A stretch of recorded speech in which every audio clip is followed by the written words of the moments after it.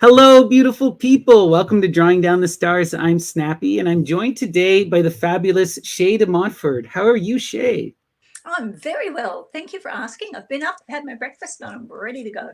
Right, so it's like bright and early there, right? Like 9 a.m., I guess? It is 9 a.m. What time is it over there? 7 o'clock at In night. the evening. Yeah, Yeah, cool. worked out Yeah, beautifully. yeah. I'm so happy. Sorry. So Mhm, happy to have you here with us tonight. And mhm. we're going to have an amazing discussion. Um, you are a psychic medium. You publish Magick magazine. How would you describe yourself to our audience? Like, what is your sort of background, and what are your main interests and focus? Um, that's a really hard thing because I guess in the old days they would have called me a polymath because I've got my interests across so many different fields.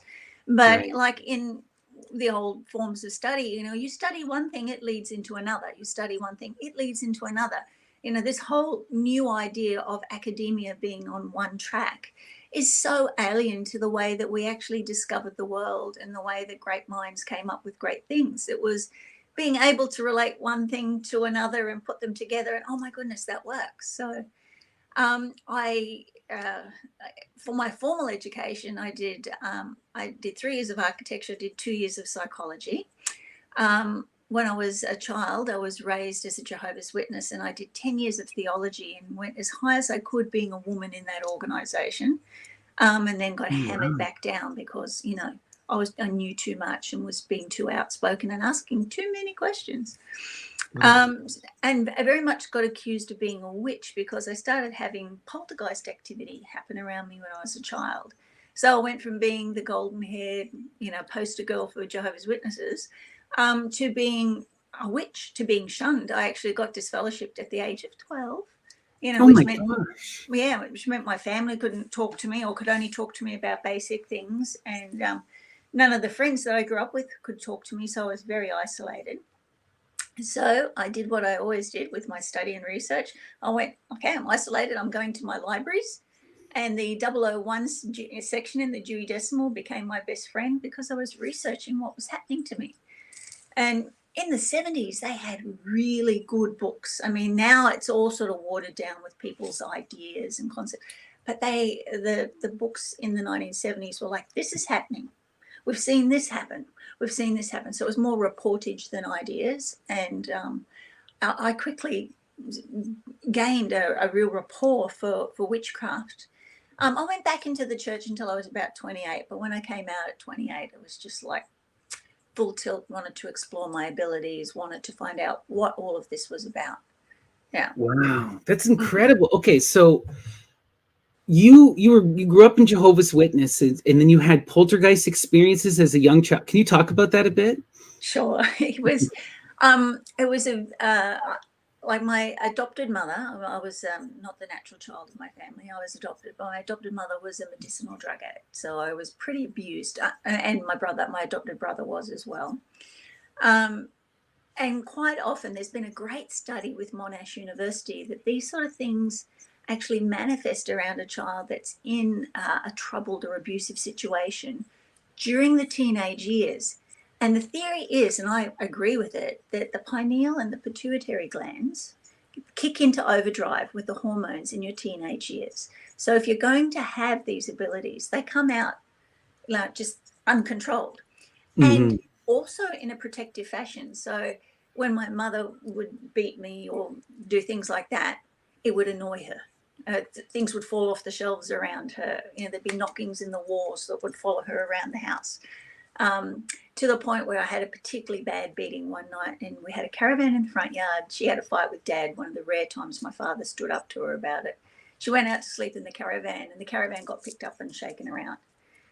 So after that, she got on the daytime radio, talkback radio, and started telling people about her demonic daughter and all these things happening. And then when Oh wow. paranormal investigation team came out, I got investigated, and then the Jehovah's Witnesses want to exorcise me, and it was just a mess. It was a mess, and I just so wish if I could go back, if I would, and be the teacher for that 12-year-old and tell her it was going to be okay. Yeah. It's not. So It sounds so traumatic. Like, so yeah. what is something like disfellowshipping entail? That sounds so radical and intense. Well, I think there's been a lot of publicity around Scientologists with their what do they call it? The people that they don't speak to anymore, the AS people or whatever. Yeah. Well, I'm trying to remember what that's called. Yeah. But yeah, where they shun them and they actually go in and attack them even. Yeah. That's basically what the Jehovah's Witnesses do. So Oh, gosh. yeah. So so and there is this concerted, like you're evil, and and to the point when I left when I was 28, they actually kidnapped my eldest son because I was worldly. And I couldn't find him for nearly a whole year. It took us, the police and private investigators and everything, to get my son back after 12 months. So it is a cult. It is nasty. It's horrible. Right. So, yeah. No, that kind of cult stuff is just so intense, and it's so. It is.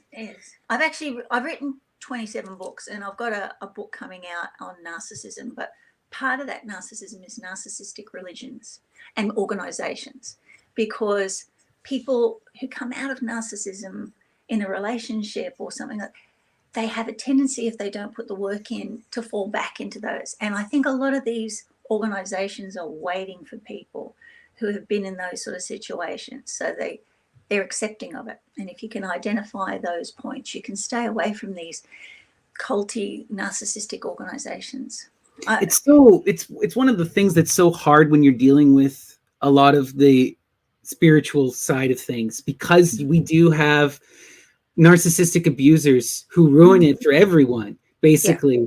And then anyone who's into any kind of alternative spirituality gets lumped in with a lot of these narcissists, and it's such a intense thing, and you need to be aware. The whole idea of gurus is something that I find to be, very deeply problematic. Teachers, I'm for, but gurus, I go to Asia quite a bit, and I teach. I have workshops and things I put on in Asia, and go and see quite wealthy clients over in Asia, and they all want to call you master. And it's just in their culture. And it's like, no, I'm not. I'm just Shay. It's like, even when you ask me to describe myself, my initial reaction is, hey, I'm just Shay. Right. Mother of two. But that's a good sign, right? We need to be humble and we need to be grounded. Every person is deeply magical and incredible and divine, but we also are all human. Exactly. Right. But the inheritance, part of our inheritance for being human, is these abilities. And it's so sad that we've had a period of, it's only been about 50 years where it's really been quashed in Western society. But, those 50 years from like the 1950s, through to the 2000s, it's really done a lot of damage. When I did a psychic reality TV show here in Australia with 7 other top psychics in Australia. And there was a token skeptic on the show to make sure it kept us honest. But talking about dishonesty, we all had to sign a non-disclosure and a waiver that when we proved things worked, that we would not claim the $1 million skeptic reward. They knew it was going to happen, so they got us to sign it beforehand. So, Cambridge University has been studying psychic phenomenon successfully for, I think it's about 200 years. They started intensely with poltergeist activity, studying that. And there's been several Nobel Prize winners that are found in favour of psychic abilities. So every now and again when I get fired up, I write to the skeptic organisations with a list of the scientists and go, please donate to their research with your $1 million reward, because we need to know more about this. It'd be nice to find out the science behind what we're doing and have it more accepted. I feel like a big problem with that is the nature of science, right? Because, and I'm not anti-science. I generally, I try to trust science most of the time, but, I come out of academia. I have a background in religion studies. And what I noticed, what you're talking about there, in the last 50 years, we've seen specifically within religion studies, this absolute, it came for good reasons. It largely came out of a reaction to things like colonialism. And, but Freud, I think Freud did it, didn't he? Really? Well, like in religion studies, what we see is the first wave of people doing this in a big way were the spiritualists, people like Madame Blavatsky. But then the second wave were what you call armchair anthropologists, Yeah. people who lived in the UK and Germany and translated books, but never spoke to anyone, didn't go to India, didn't go to Africa, just took their stuff and made their own opinions on it, you know? And there's a lot of problems there, but they were also a lot of academics who were making connections and were looking at indigenous religions and comparing them to our mythology, like to Western mythology, like doing all this comparative stuff. People like Robert Graves and, you know, Mircea Eliade. Anyway, what happens though is you get this reductionist mode where everything has to be able to work within the lab and everything has to be disconnected and true. So like within religion studies, you can't compare anything to anything else. Everything must be 100% its own thing. So if I was going to study Christianity, you just study the Bible. But this is going to, you know, you and I, we've studied this stuff in depth. You recognize that the Bible is clearly euhemerist propaganda designed to attack all the religions around it. You cannot understand the Bible as just a Christian thing. It doesn't make sense, you know? Not at all. And that's how I know both you and I know Dr. Amon. Yes. And that's how I came across his work, is because, you know, I love getting into the Greek and analyzing the Greek. And when you go back, and like I was talking to my group just 2 days ago about the word Eve, you know, and Eve was actually translated from the Greek Zoe. How do you get Eve from Zoe? You go through Dionysus. Yeah, Eva. Evan was the name for Dionysus, and he was so associated with life. Well, it's also the cry, right? So you get the Bacchic cry, Iwa, Iwa, right? True. Which becomes Yao, and all of this stuff gets intermixed. But there's that. You're right. It's always Dionysus and the Great Mother in the Mediterranean world, at least. Yeah, it means life. It just means life. That was the word. It just said that God created life. You know? Right. And she became Eve, apparently. So, and it's like, it's a whole different thing when you see that, you know, Adam was told not to eat from this apple, but life told him to go and get knowledge. You know, that's a completely different take on what it says in the Bible. You know, what we've been taught is the propaganda with the translations. There's two things with what you've said. I think the Renaissance itself, right, really wanted to distance itself from religion because of all the horrendous things the Catholic Church had done, and the Protestants and the wars and all of that sort of thing. Then we did have Freud, and Freud really wanted to separate psychology from psychic experience. And they're both in the same root word from the same root thing, which means your deep inner being.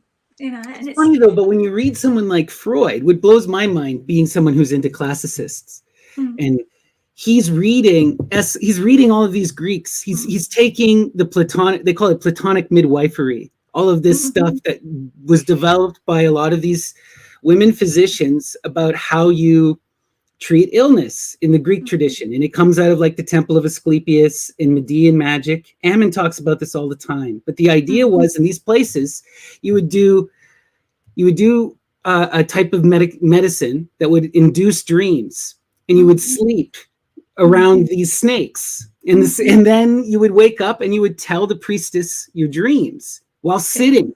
It's the Freudian methodology, really, in many ways, just with added magical steps. We do. I was going to have my snake today, but we couldn't get to the cage because we're still my husband's still asleep on the camp bed in front of the cage. So, but we do a thing where people need to throw fear outside, and we get her out because she's such a beautiful, big, gentle being. She's an albino Darwin python, which is like the second most passive python that you can get. And when they're in fear, we just drape her around their neck, right? And then she starts to snuggle in, and she comes up in your hair and snuggles beside you. And you see people go from being, especially if they've been in trauma, and they just relax. And they relax with the snake. And that sensuous movement of the snake on the body, it works. And it is a legitimate therapy now, you know, working with snakes. So, and I'd love to see more of that, you know, like horse therapy, but there's snake therapy as well. So, and it alters your consciousness. It does alter your consciousness. Right. Yeah. Well, when I really study a lot of the Greek stuff and the magic and the rites, what you start to recognize is that it's all about, like you were saying, the purpose of generation and life affirmation and communal purgation. So you coming together as a community to face trauma, right? What is tragedy really about but facing communal trauma? And that was a religious experience. And everyone was on drugs and drunk when they were doing these rites too. And it was about pushing your, like, as people, we need to know ourselves. We need to explore who we are as individuals. And we need to admit and confront the negative sides of ourselves. I feel like a big problem with the Abrahamic traditions, especially in a lot of more extreme Orthodox religions, is that it's about creating an idol that you obsess over that's not yourself. Don't look and understand yourself. You got to relate to Jesus or Muhammad or the Virgin Mary or God, someone really other than yourself, you know? It's really interesting. I've been doing a lot of reading on the Nova Pompilus religions of ancient Rome. And how it started, how, you know, because Nova Pompilus did the calendar of the ancient Roman festivals and things like that. But it does speak about what came before. When you usually research Nova Pompilus, they always want to have a look at what came before him. And the religion of ancient Rome, right, before we have all of the festivals, before we have the Olympian gods, it was about your deity is your double, your genius. Yeah. So it was about, and another word for the deity, for the genius, was the daimonis. Daimonis was, or daimones or daimon. Yeah. So so, and from that it was about the group family spirit. So it was your family spirit, then you had your clan spirit, and then your household spirits, right? That's a huge thing in Roman. Yeah. And then what happened with Rome is somehow the clan spirit got absorbed into the republic. You know? So we lost that. And the idea of the individual came much, much later. It was always a duo, a family, a clan, and a community. So if something happened to you, it never happened to you alone. You know? Exactly. And there was always some way to get help with that. You know, and then of course we have in the Roman, you have the Olympian gods that you could appeal to for help, and they were just a larger part of your family, you know, and that's really the way it was structured.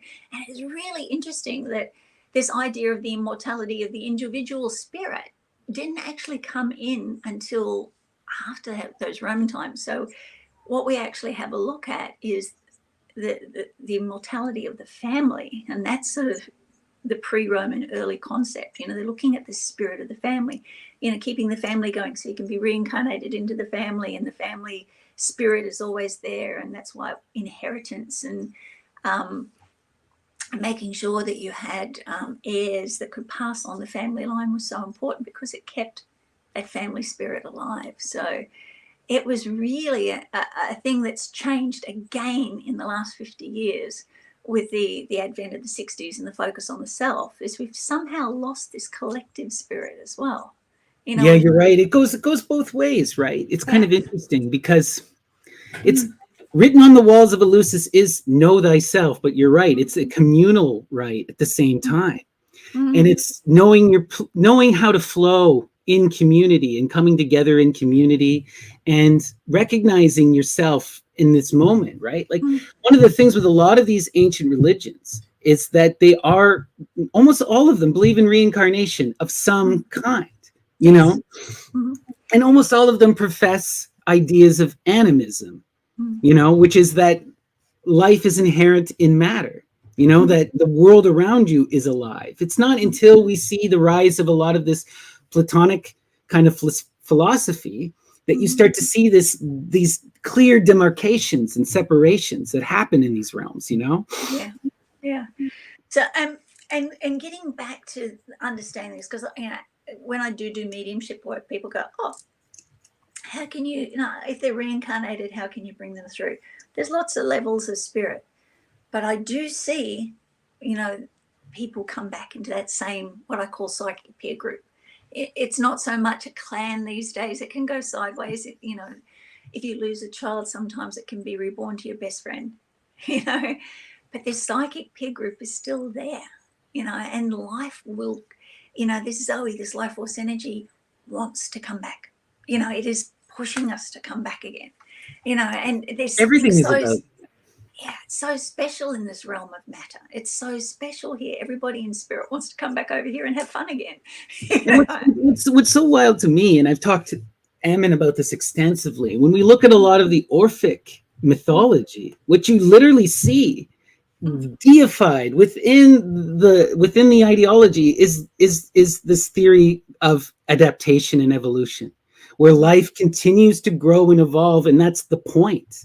Yes. And it's like you need to die so you can be reborn as something new, right? That's the whole point. Yeah, And you and must experience infinity, you know? yeah, and I mean, there's so much about that, you know, on a spiritual level within those early Greek and Roman religions about the genius evolving. This is how the emperors became gods, right? Exactly. It was deemed that their soul had evolved enough. We're going to bump them up to the Olympians now. You know, they're not just on our ancestor altar anymore. Let's knock them up a notch, because this is part of the whole thing with the hero stories. The whole story of Hercules is about deification. He goes through those labors to take responsibility, to refine himself, and then he's set ablaze to become a star, right? And he is a really old deity. Like, he predates the Olympians. He predates Nova Pompilius. He goes way back. He goes back to the Pelasgians. You can find him even in China. He goes. Hercules is one of the most. Him and Medea are the two like primordial Greek figures that you see that are just like everywhere. Yeah. Strength and drugs. You know, right? Medicine, yeah. Well, strength and medicine. Yes, strength and medicine, yeah. Right? Because a lot of this stuff, right, and like, I've got nothing against substances, but I teach people, if they're going to do it right, they've got to learn to do it themselves first before trying to enhance it with the drugs, because the drugs can change it. And I've seen this with a lot of people. They've had really good psychic ability. They do the drug experience. Then they can't do what they did before, but they do something else.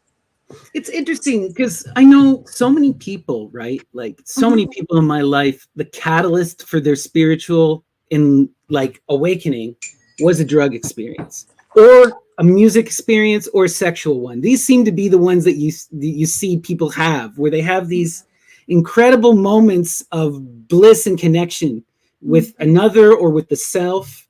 And it's blowing open that pineal in the pituitary gland. You know, it's opening this third eye. But we have to be extraordinarily careful, though, right? Like, I feel like, you know, I both love and hate someone like Crowley, but he is the poster child for what not to do in terms of the entheogenic path, right? He writes all about how I can overcome the body and I'm this strong man who can do anything. And then he dies by addiction, you know? It's such a sad ending, but this is the thing, dote and antidote, you know? Hey, go ahead, sorry. All right, this is just something for any of your listeners out there who are Crowley fans, okay? Let's just do it. So a lot of people know that Crowley actually faked his death early on, just after all of that big, you know, to-do where they accused him of being the wickedest man on earth. You know, hang on. Right. Didn't we just have Hitler? He wasn't the wickedest man on earth. No, I'm the 666, right? Which is just Helios. He was just calling himself the god Helios. Anyway. Exactly. So and in silly. Revelation, it's Chi Iota Sigma. So it's 616. You know, it's totally different. It's totally different. Completely different number in Revelation. Right. But like, I wrote a story about this in one of the Magick magazines. It's like, he faked his death. He went to his own funeral, was so moved by what everybody was saying, he stood up and went, "Yay!" and applauded at his own funeral. So Crowley. Anyway, so I got contacted by this person in Cornwall, and they sent me a photo of a gravestone in Cornwall, because Crowley was not buried in Cornwall, but this grave had been exhumed in Cornwall for Alexander Crowley, the great mountain climber and chess player. So he wanted to set up these chapter houses, right, where old magicians could go and retire. And the lady who actually did the artwork for the Rider-Waite Tarot. Pamela Coleman Smith. I love her. Yes. She actually, like, Arthur Waite took a lot of credit for what she did. And he just said, He stole credit from everything because he also translated freaking his biggest not book. one of my favorite people. Yeah. Oh, he was a Christian weirdo. And yeah, he stole all her money, never paid her. She only got paid, I think it was a few £1,000 for the whole work. And then, like, his most popular book is a translation of Alpheus Levi. It's not even his. And yet he's considered like this pinnacle of English occultism. And this guy who actually, D.W. Lawrence in the United States actually republished her work and paid her for it. So, and she used that to set up this. He's such a good poet, Lawrence. Everyone should read Lawrence, by the way. Yeah. So I think Crowley has gone to stay with her and died down in Cornwall. But I'm going to England in September, so I'm going to film it and do an add-on to the story that I did about Crowley. Interesting. So you're saying you're saying he didn't OD with Lady Frida Harris. He absconded with Pamela Coleman Smith. Yeah, that's my theory. I have absolutely no. I've got lots of lines that connect, but no proof. But hey, it's a good story. It is a good story, right? No, that's fun. Hilarious. But, yeah, so we'll have a look at the grave and I'll do some video and I'll send you the footage from when I'm there. But I think he's faked his death twice. I mean, he did do it once, right? He did do it once. But you know, I reckon he got himself off the drugs and went into quiet life. Cornwall's beautiful. It is absolutely beautiful. So what a place to retire and live quietly and turn his back on the society that had turned his back on him. So good on him. Right. The wild thing with Crowley is what happened after, when it moved to California and it got picked up over there, and then it became this global world religion. Like, that blows my mind that Thelema has become what it is. And a lot of that has to do with Hollywood and rock and roll and all kinds of weirdness, but it's interesting still. Yeah, Scientology came from Crowley. Oh, totally. Absolutely. Yeah. JPL, which is NASA, came from Crowley. Yeah. And then there was a religion. So there's three world-changing things. Right. Well, we got to give some credit. We have to give some credit to, what's that guy's name? Jack Parson, his protege. Yeah, brilliant. Yeah. And the science fiction writer too. So much great science fiction came out of that world. Asimov was a part of his study group. So was L. Ron Hubbard was a part of it. A couple of the guys who wrote Star Trek were part of it. What's wild is one of these Star Trek writers was talking about L. Ron, and L. Ron admitted that he was just taking all of their information when they would have these talks, and he was writing it down. He's like, I'm going to make my own religion to turn people into slaves. Yeah, it's very well documented that he did that. We've got the letters everywhere. So it's scary, but it also shows you the thing with. For Scientologists, I'm not a suppressive person, but please explain. Right. It blows my issues with Scientology are many, but like the biggest stuff is that he took all this stuff that I really like, a lot of the stuff like the Crowley magic and hypnotism, and used it to really abuse people, seriously abuse people, like. I think he's done a lot of personal development, but the damage comes when you start really, shunning people. That's horrible. Like, I've been through it. Nobody deserves that. Yeah. Why split people's families up? That's wrong. All the self-development stuff, getting people off drugs, that's great. But it's like Hitler. Hitler came out with a good idea and ended up killing 6 million people, and everybody else in the war, 6 million in the concentration camp. This is why we need to be so critical of anyone who's professing a law. Anyone who's telling you that it's this way or no way. This is like, okay, I have no, like you're saying, right? Self-development, trying to become a better person who can have magical abilities. That's the essence of Scientology. At least that's what they sell to the average person. I'm not against that. But when you get involved, then you got to wear the suit. Now you got to sell your soul for a billion-year contract. And, and it's you're a slave to these greater people because they are more psychically aware than you are. And it's this whole hierarchy of violence, Yeah. And the easiest way to do that is, the old Pythagorean thing is, you call no man a god. So to just don't put anybody else above you. You've got to be on the same level. Apollonius wrote about it. But it's so I funny, can even do things, but I'm Pythagoras, still right? just Apollonius.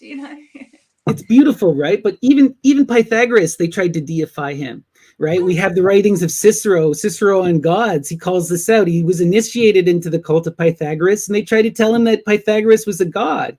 And he's like, be careful of who you choose to be your teacher, because then they're going to define you. And you got to use your reason, right? Yeah, don't make it all about one person. You got to make it Never. about everybody. You got to come back to that collective psyche, that collective spirit again. This is why I'm like, personally, I really identify with a lot of the chaos kind of perspective of things, chaos magic. I don't know how familiar you are, but this idea of just utilizing what works and looking for the connections between things and just doing your own thing as long as you're moving in flow with others around you in your community, it's all good, right? And not worrying so much about rules, right? I love the idea that, with chaos magic, you learn techniques and then you free form it essentially. Yes. And that's really what it's about. But again, in that, be careful of invoking Eris. She did start the Trojan War. This is so funny, right? Oh my God. It's so amazing that you bring that up, because I feel like the Discordians ruined the internet by invoking Eris. Okay. So much of the internet is now all of this Discordian humor, But hey, cynicism is dangerous, in my opinion. I don't know. It is. And I was looking at this the other day because I was listening to some discussion about Athena and how Athena is this great non-tyrant. Oh my goodness, but Athena was the arbitrator of her father's will, and she was very against women.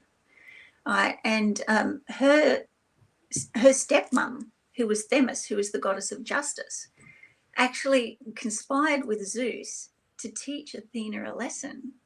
And that was the whole the wedding where Eris threw the golden apple, right? Because they had to, she's not the best, she's not the most beautiful.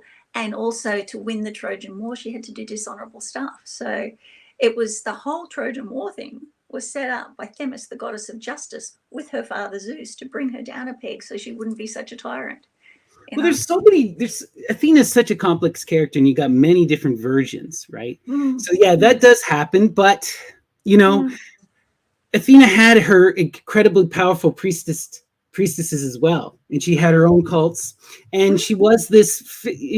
When you look into like the Oresteia and as the center of establishing democracy and bringing people into community and building up that whole community, there's so much power there, and there is a lot of amazing stuff with Athena, and again, in some instances, Zeus is dead, right? She bursts forth from his head, and she is Zeus refined by reason, the combination of the masculine and the feminine to bring about a new age. But we have to take responsibility to manifest it. But you speak about her priestesses. I mean, each of the gods had their own priestesses in their own temple.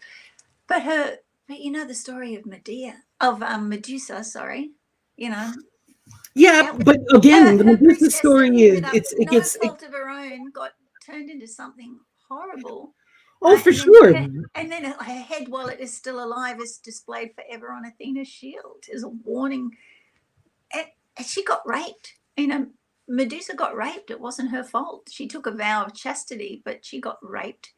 And because Athena couldn't take a stab at Poseidon, she vented her anger on her own priestesses. There's a warning there. I think the warning is about all of these gods too are much in the mind and not enough in the body and the heart. Of course. It's like Athena is here. All right. Our psychic abilities are our gut. It's our gut feelings. And if we're going to be, predictive, we've got to get it down past the heart, past that confusing bit here, and bring it right down into the gut, because our gut feelings the thing with Athena, right, or any of these deities, they're human, right? They are gods, but they're also human, number one. So they are capable of multiplicity of good and bad, right? And again, we have to also understand Athena, as you said, she's Olympian. The Olympian gods are all about striving for perfection and order. And this is clear within the Hellenistic system. Those Olympian gods destroy themselves every time because they go into this obsessive refinement where order becomes calcification, and then they consume their children and they die. And this is how these empires continuously fall. And Athena is part of that. This is why you need the Chthonian deities like Medusa. What's interesting with the Medusa story is you're really seeing the patriarchal, or the new, not fully patriarchal as we would understand in a modern day, but a more patriarchal version of society was supplanting an older society, the older matriarchal cults.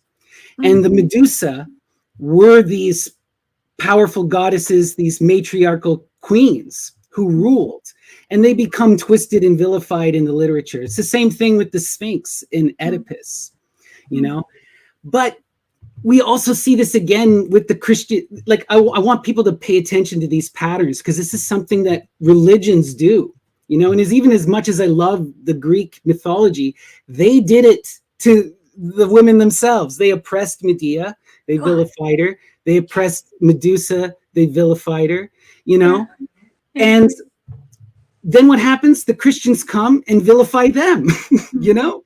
And reduce it and make it even more masculine. So now you don't even have a bigendered goddess. Now you just have that masculine god. And the Great Mother is regulated to just being that virgin who nurses the child and nothing more.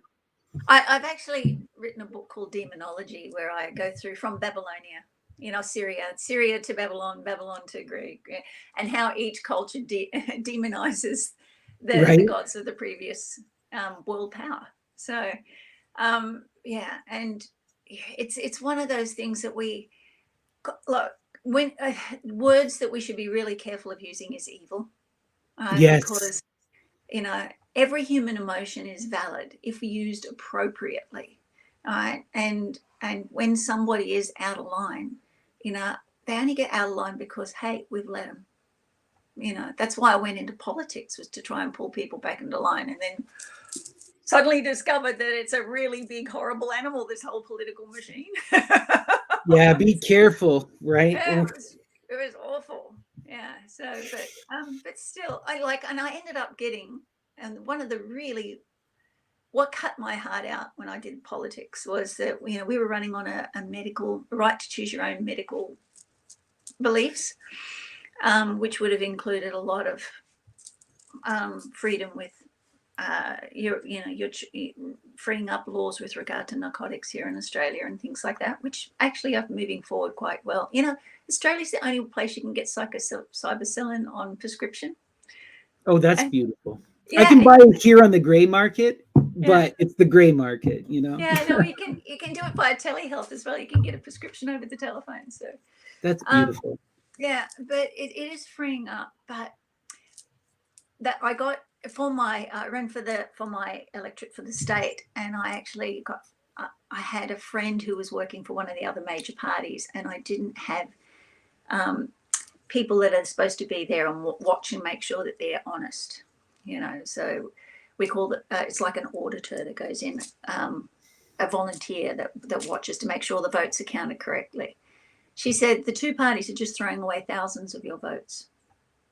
Oh, wow. So, you know, without any auditors there for me, they just agreed that my votes were invalid and put them all in the bin. So, yeah. So, you know, that's just, and everybody in my party, which was called the Informed Medical Options Party, across Queensland, because it was for the state of Queensland, we all got 500 votes only. You know, it's 18 candidates in vastly different areas, and we all only got 500 votes. What? You know. Yeah, that seems a little too coincidental. Just wild. Yeah. Especially when doesn't everyone have to vote in Australia too? Yeah, or you get a fine, but a lot of people vote informally because it's, you know, how can you be democratic if you're forcing people to vote? True, they just kind of do what they need to do and go home, take the day off, kind of thing. Paper, put it in the box, yeah. So, but it's such a shame because the solutions aren't political. For me, I feel that the solution is through the community. If the community demands it, the community will have it, right? And it comes back to the group community. And as such, you connect with a good community, not an abusive one. You've got to watch out for these people that are abusive, using trigger words like evil. And also trust your gut. If you get a bad gut feeling about someone, this is where your intuition starts. They now know, the Star Wars metachlorines, we now know that they are the probiotics in our stomach that talk to our brain, and our brain probiotics that talk to our stomach directly through straight nerves. If something's wrong, we get the alarm here. So start with everybody. All of you can do this. Start listening to your gut. No techniques required. Trust your gut. Trust yourself. Listen. Totally agree with what you're saying. Yeah. And everybody who teaches any sort of psychic abilities will tell you to start with that if they're a good teacher. Right. Yeah. But then get a good group of people around you that will support you. And that's the kind of stuff is difficult. I feel 100% agree with what you're saying. It's just, when I look at the world today and I look at all of the issues that we're facing, and the big issues that I recognize personally, that I think it's number one, disconnection from the natural world and an abuse of the natural world and a refusal to take responsibility and to try and adapt to a way where we move and flow with nature and protect her. Right. And then the other big thing is the inability for us to come together as a community, to see each other as human beings and to learn to see other people's perspectives, especially on things like the gender line. You'll meet people who are, and a lot of this has to do with abuse, right? And our cultures, right? But you'll meet people who are so firmly in these ideals. I'm a Christian. I'm a man. I'm a Republican. I'm a this, I'm a that. Then they can't connect with anyone else. And it becomes this violent thing. So much, I feel like you brought up Hitler, and it's wild that you brought him up, because I've been reading a book that was compiled of his letters. And one letter really stood out to me. It was near the end, just before he committed suicide. And he's writing to a friend talking about all the people who are leaving, all the people who are abandoning him, and how he's refusing to leave. And he said, we're not going to fight against, we're not going to go into guerrilla war. Hitler says, we're not going to go into guerrilla war. What we're going to do is we're going to commit suicide, because to kill ourselves is the will triumphs over reality. We don't have to face the world. We don't have to admit that we were wrong and take responsibility and try to atone for our bad actions. We can just abandon everything, and it's just this childishness of refusing to take responsibility. How do we as individuals and as communities learn to take responsibility and listen to each other? Yeah. I guess I was lucky because during the 80s and the 90s, we had Yahoo groups. And as soon as you got on a Yahoo group, which is very much like the Discord where I met you, as soon as we got on there, it was like, let's do a gathering. Let's all get together. And it was just about connecting. And I still have that desire. Like, I'm going to England, and the very first thing, I had a little discussion with Old Boy on the internet, and I'm going to catch up with him while we're over there. Oh, that's so beautiful. Yeah. And he's organised for my husband and I, and the lady who's going with us. We'll go to the dig for a day, and we'll see him and maybe have a drink in the pub afterwards. So, yeah. That's amazing. You'll get to see where they found the purple. Well, yeah. So we're so excited about that, because that's where his people are from. He was born in the north of England there, just along Hadrian's Wall, which is where this is. Amazing. Yeah, so, but I still have this real desire, if I connect with somebody, hey, let's get together, let's meet. I've never been to Canada, by the way. I've got quite a few friends there, still on my to-do list. So if I come, okay, we're going out for dinner, okay? Absolutely. If you come to see Ste. Marie, I'll take you to the Agawa pictographs, which are the oldest indigenous pictographs in North America. And it's called the Gateway to the Underworld, where you get it's called Mixapichu is the name of I think I'm probably pronouncing it wrong, but it's called the Underworld Lynx, and it's like a dragon. You can see this painting in red ochre on the side of this cliff right by the water. It's one of the most beautiful places I've ever been to. Well, there's supposed to be several gateways to the underworld, so many of them, right? Yeah, so that'd be great. That'd be wonderful. But I also bring people out to Australia. I do tours with people.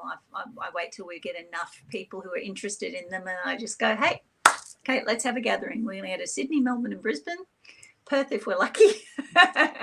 And we just take them from city to city. And I've done that with a lot of people from the States and stateside.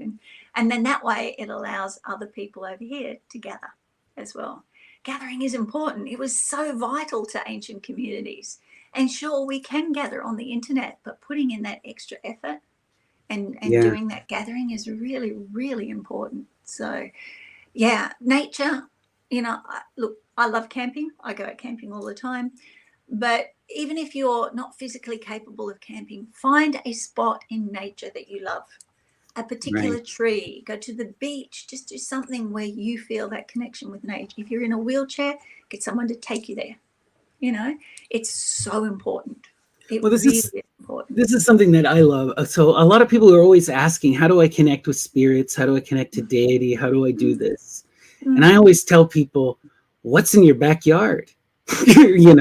What's in your immediate presence that you're engaging with every single day? We all are around trees, or like I live near a river. That's the most magical thing in my life. Absolutely. Takes your troubles away and brings you new energy. Yeah. Right. And if you can learn to listen and perceive the world around you, right, that's where true magic lives, right? I believe. Absolutely. In that perception, in the listening. Sometimes people need to connect with a special high energy spot before they can listen to the little things in their own backyard. True. So even if you put the effort in, go to a high energy spot, and a high energy spot, other people go, it's so special, you've got to go there, or they declare it a World Heritage Site or something like that. Put an effort in, go to one of these special places, and then you'll come back more able to connect with your own backyard. That's true. There's something too about the journey, right? If you go on a pilgrimage, if you make it special, if you tell yourself, I'm going to have an experience, I'm doing it for a purpose, like so much of magic is about defining what the experience is going to be in your mind and then making it so, and if you want to have something transformative, you have to believe it's going to be transformative, right? Well, you don't always have to believe. And then I've had this discussion. Yeah, sometimes transformation will happen and surprise you. Well, yeah, you're right. It does. Okay. Yeah. You're right, because life just happens and transformation is a constant. What I mean is that growth, I should say, like true understanding won't happen unless you are in this act of like trying to engage with it. And to me, like belief in the will are kind of synonymous. And it's this idea of like, if you truly want something and believe in something, as long as it exists in the universe, you can get there, Mm-hmm. Yeah. That's the force of the will. The force of the will is amazing. I want to do this. I want to do this. I really want to do this. And then you'll find the universe listens. This is our connection. It's not just our connection with our community, because once you get that nature connection, you get this connection with the planet. And you realize that not only is the whole universe here to support you in your physical material life now, but the universe wants you to support it as well. So this two-way communication does start to happen. And it goes, so oh, you want that? Okay.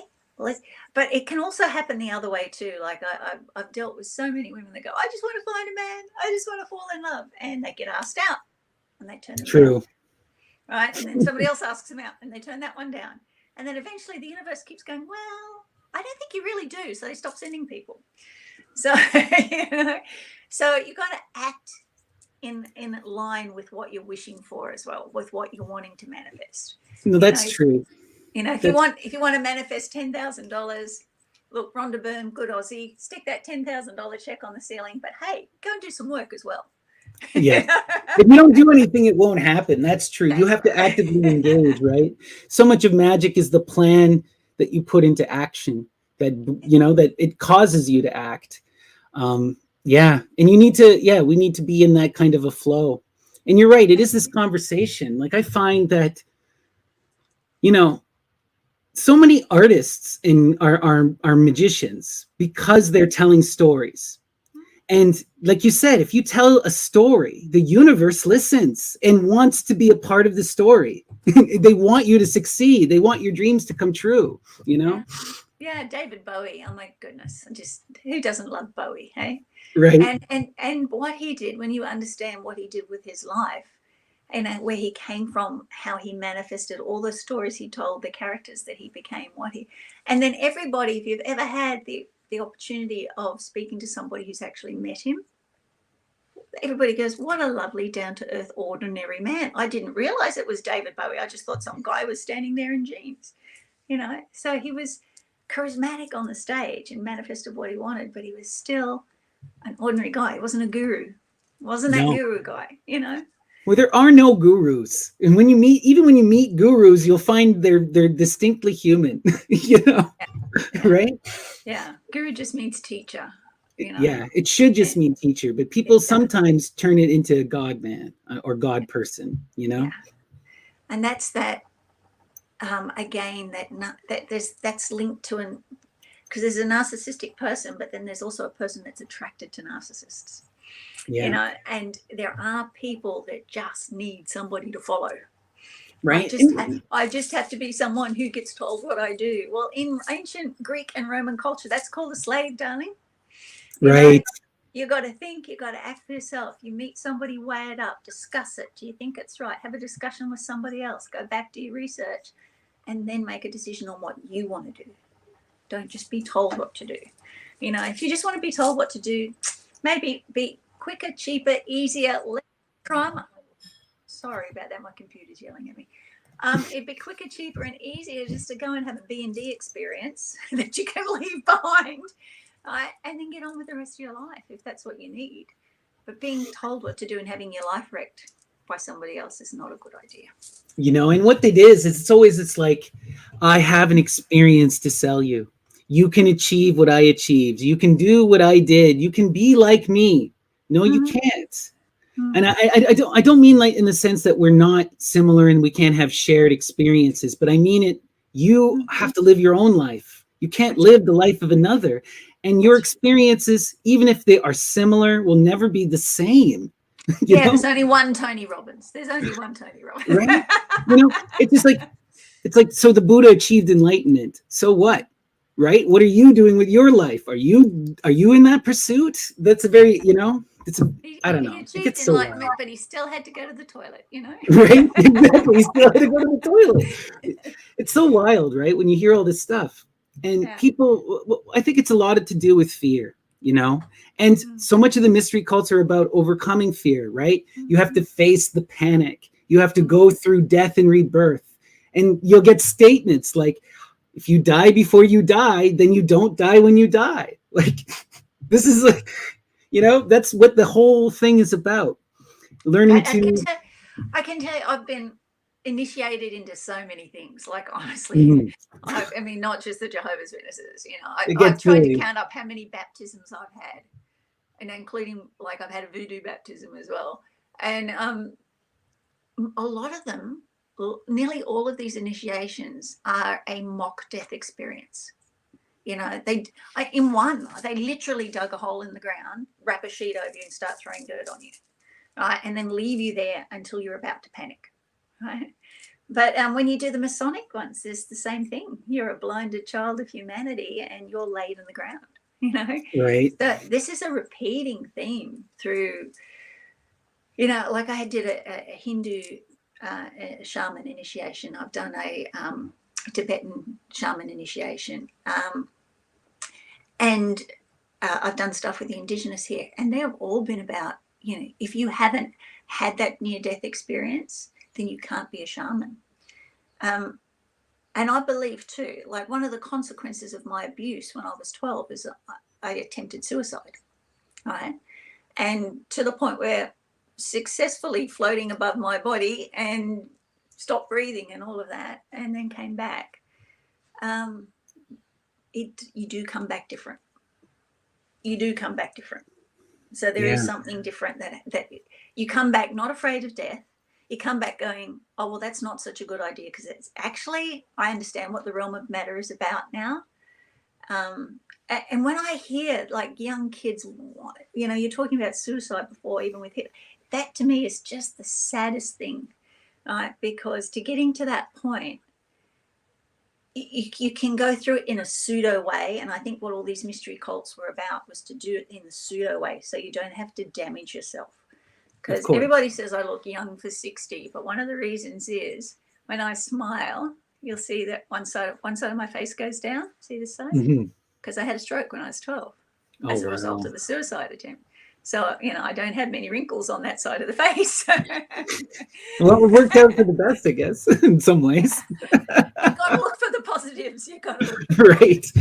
But no, you're so right. You know, when you have these kind of experiences, you know, you're forced to go through it, and you start to recognize, you know, you once you've experienced some levels of fear, it's this constant thing in life. You have to experience the other, and you'll see this in all of the philosophy, right? If you don't gaze into a lot of people get someone like Nietzsche wrong.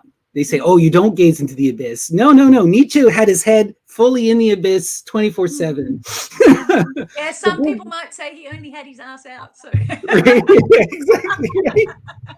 You know, but it's this idea that you got to be in that state of transformation and recognizing that life is this unfolding of experience, and that you are always different every day, right? Like we die and are reborn like the sun. We go to sleep. We enter the underworld. You go into your dreams. Like everything happens in these cycles. They're everywhere.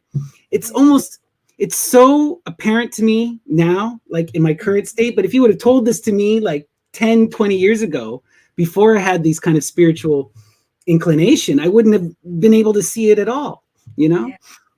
Well, I just have, you know, I disappeared off the map for about 4 years because I was looking after my husband's parents, who both got dementia and were dying, and we ended up with them both living here with us, and we were nursing them.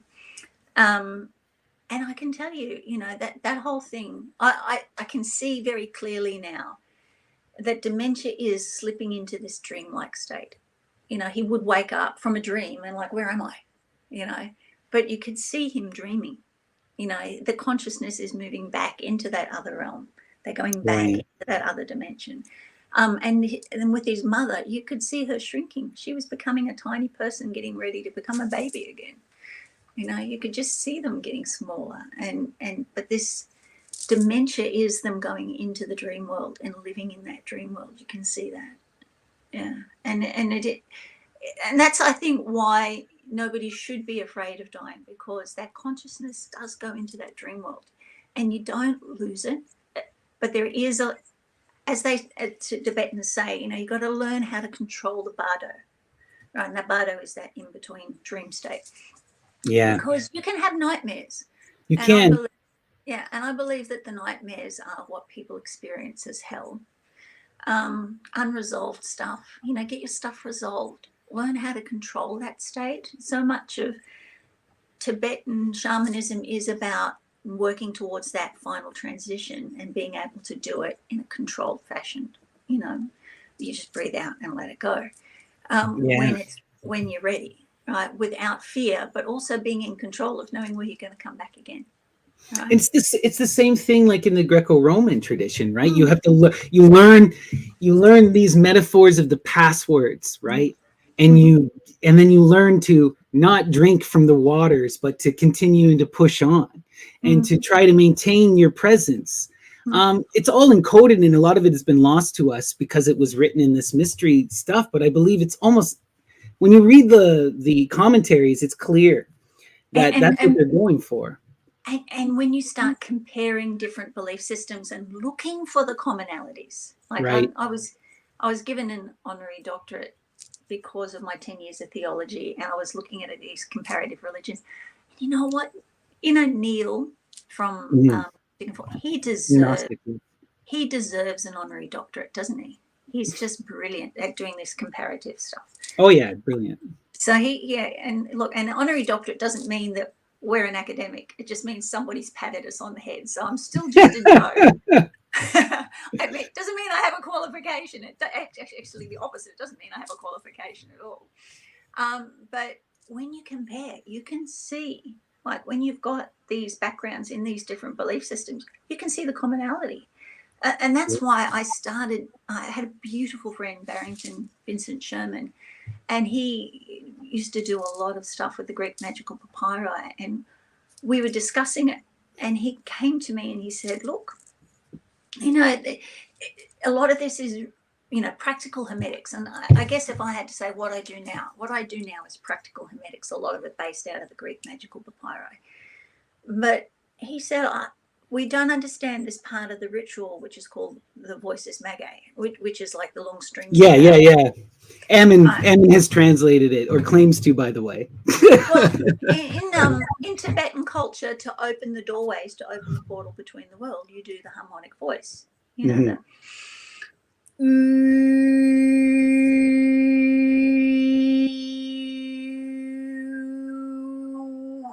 know if you could hear that sort of rainbow tone that came over the top there.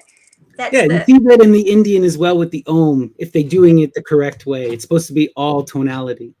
Where do those second and third notes come from? They come from somewhere else. They're not vibrating in the realm of matter around us. The portal has opened and you've let something come through, right? Because you get those second and overtones and third tones come over the top. And so we do the Greek magical papyri using harmonic singing. And I tell you what, we get good results. We get really good results from the rituals and the ceremonies we do, using those. And that was from comparing Tibetan shamanism to the Greek magical papyrus, and seeing that even though this has been lost, this culture is still doing that, right? Well, what you see too is, like, if you get into the history, you can see the absolute clear connection. Buddha, Gautama Buddha, comes from the Shakyamuni clan. Who are the Shakyamunis? They are the Scythians. Where is the Greek magic coming from? Who is Medea? She is part of the Medes, these Scythians. There's a direct lineage. And when you listen to the words, the Buddha is talking about, I follow the light path, I follow the middle way. What is all of this stuff talking about when you look at the Lucifer, if you read like Pindar and his odes, if you read there, it's always the same thing. The sun is the middle way, and you have to learn how to move between the extremes, and you have to live this life in flow. You see it in the Tao as well, right? Yeah. It's and people forget that there were Buddhist temples in Rome at the time of Christ, and people go, oh my goodness, these Christian teachings sound so much like Buddhism. Pythagoras had already been to India. Apollonius writes about having gone to India and Tibet and meeting the men that knew everything and brought all that information back. There was a huge exchange in ideas. So it's not crazy that even though they brought it to Greece, that some of the Greek stuff ended up over there. Of course it did. Of course. It's always an exchange. And this is something that people love to neglect, but like you said, when you read Pythagoras, he tells you went to India, he went to Egypt. That's where he got it from. That's where he learned the mysteries, And when you go to these Egyptian places, they're telling you they're going deeper into Africa to get it, And it's wild. You see, all of this stuff is coming from somewhere else. It's probably ancient primordial stuff. I even think. Go ahead. Sorry. Oh no, you go ahead. I'm sorry to interrupt. I was just going to say, one of the cool things that I talking with Neil a while ago, we were looking at Venus figurines, the mother goddess, and one of the oldest mother goddess figurines is from near Israel, and it predates humanoids. Okay, they believe it was probably made by pre-hominid species. Not even so. This stuff it even predates like modern humans. Yeah. You know? And I've had a lot of discussion about the priestesses of Aphrodite. Like they had a big temple of Aphrodite in Israel. Yeah. You know, Mary Magdalene washed Jesus' feet with spikenard oil from Tibet. Tibet's the only place that made it. Yeah. So they had to import that to the Aphrodite temple from Tibet. It does have pheromones in it that work directly on mostly male hormones, male responses. So you understand what pheromones are? Oh, yeah. Yeah. So it's a chemical that enters your nose and affects the endocrine system directly. So it's an aphrodisiac. So to get a pound of this stuff, right, that she washed his feet with from Tibet to this temple, and then her priestesses, or nearly all of Aphrodite's priestesses, were expected to be transgenders. Yeah. And so, was Mary Magdalene even a female? We don't know. No, we don't. If she was a priestess of Aphrodite, which is probably where she got that pound of spikenard from, was she female? We don't know. She could have been either or, right? If she's the head, it gets, well, they don't use. I think there's far more evidence to suggest, based on the Greek, that Jesus Christ himself went through the rites of castration and became part of the whole thing with the crucifixion and whatnot. It's simulating all of the stuff that you would see with the Corbantes and the followers of Gallus who are doing these great mother rites. There's so much wildness going on, and go ahead, sorry. No. I'm just getting excited because I love having intelligent conversations with people about this stuff. I try and talk to people who are even intellectuals over here about this stuff, and you just see them glaze over. So when you get someone who's really engaged and can bounce ideas, it's so refreshing. It is. Well, it's so hard to talk about this and people don't want to admit it, but it's like, look at what we're dealing with, right? When you look at something like the Bible, okay, the Bible is not compiled until about 50 to 60 years after the death. And then it's existing in this multicultural, multi-ethnic world where the predominant language is Greek, where all of the religious cults around you are Greek. There is Jewish too, but there's so much of this happening in this world. And we see there are many types of magi, right? Jesus is not the only one who follows this tradition. This was a common thing in this world where people would go off and do these baptism cults. And they were doing things like adopting children. They were pirates. They were doing all these crazy drug rites. So it's why is Jesus the odd man out? All right. So this is the theory according to Shay. All right. So yeah, absolutely. As soon as, and I'm this is one of the things that really upset the Jehovah's Witnesses about me, because they encourage you to look at the Greek, but when you find out too much, they want to shut you down. Right. And so I started asking questions about this. Why this? Why that? This looks like a drug, like even the spikenard thing, that being an aphrodisiac they didn't want to know about. So when you start to look at this, it does look like we know now that there were lots of different, what we now would think of as Christian cults. Some of them were drug cults, some of them were sex cults, and it certainly looks like some of them did pedophilia, right? Mm-hmm. So these are different things. Now, we know, or without going into all of the different ones, because there were so many of them. Then we have the Byzantine Empire, right, which comes up a little bit later, and they go, your Messiah does weird shit. Ours is Apollonius. He's honorable. He's noble. He's a vegetarian. He's pure. He believes in justice and being noble and pure and good. There's no concepts of being justice, noble, pure and good in the Bible. It's about vengeance, jealousy, child sacrifice, all this. And what Apollonius says is the complete opposite.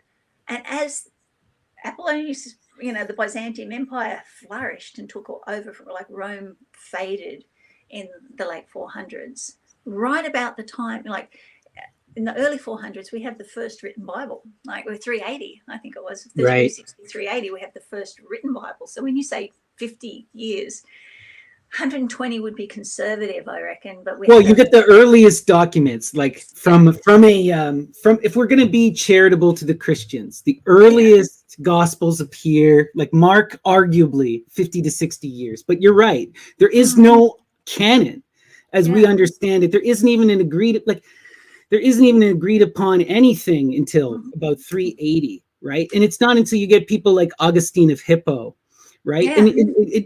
And a lot of the persecution of paganism begins with Hippo, right? It really ramps up under the Byzantine Empire and this whole idea, right? And who commissioned that first Bible? It's Constantine. That's right. So he's trying to unify his empire, right? Right. He's got the Apollonians, right, who call their God Apollonius a Messiah. He's got the Christians that are lots of different groups, right? So what we want to do, and he conflates it with Sol Invictus. And Mithras. He kind of merges a bunch of these different competing cults with himself. Yeah, he does deify himself on the coin of Sol Invictus. Because it's really interesting to have a look at the Bible and go, right, we have these sex cults. Well, we have tantric practices today. So I look at it like they were doing mystic tantra. They were doing, drug experience. We have ayahuasca people today. It's not that so we've got. It's not that weird, no. It's not that weird, and they had these people that were like doing pedophilia, which is weird. I cannot justify that. No. Justification. So they want to raise this to a religion that can be unified with all these other sects, right? And the thing about Elagabalus, you remember Emperor Elagabalus, yeah, or Heliogabalus, yeah. He did a lot of stuff that he got criticized for, but what he did do was that he wanted to bring the Christians and the Jews and everybody into that one temple in Rome when the Byzantine, because he was a Byzantine emperor, right, who took over Rome. By inheritance, Emperor Severus. Yeah, it's really complicated with Heliogabalus because he's not really Roman and he's Syrian, but it's wild. And but he's also a priestess. He also goes through this. He also goes through the sex change rites to become a bigendered god thing. It's wild. I'm probably going to get hate mail for this, but what was one of the central things that he had in his temple? The beetle. A black stone that looks like a vagina. Yeah. Have we ever seen what's in Mecca? Yeah, it's a black stone. Where did the beetle go after there? It went back home. It went back to Mecca, which is where it's supposed to come from. Well, I don't know. There's all kinds of wild conspiracies about the beetle and where it wound up. I don't know if it went. And there are many different black stones, right? Like even before Muhammad, there's about 50 or so Kaabas that had these stones. And there was a massive one at Petra. And we have to remember that the earliest Muslims, they didn't direct themselves to the Kaaba. They directed themselves to Petra. Yeah. Right? Which was the seat of the Great Mother. So it gets all wild. Yeah, but the only point I'm trying to make is that we have, these two Byzantine emperors. We have Constantine and Elagabalus trying to unify all religions to support the state. Absolutely. Right? Absolutely. So I think that this is where we get the conflation of what is not what Christians think of today as Christianity being the origin of the Bible and written Christianity. I think it gets conflated with Apollonianism and then made into something noble that does, because I would say he was the Apollonianism is there for sure. The Apollonian stuff is there for sure. There's also the big one that doesn't get talked about enough. You brought up the PGM. The most prominent cult of Judaism in the world at that time is Yahwism, the belief in the god Yah. And it is it's not like we understand modern Judaism. Anyone could believe and worship Yah. And you see that cult is everywhere from all across the Mediterranean.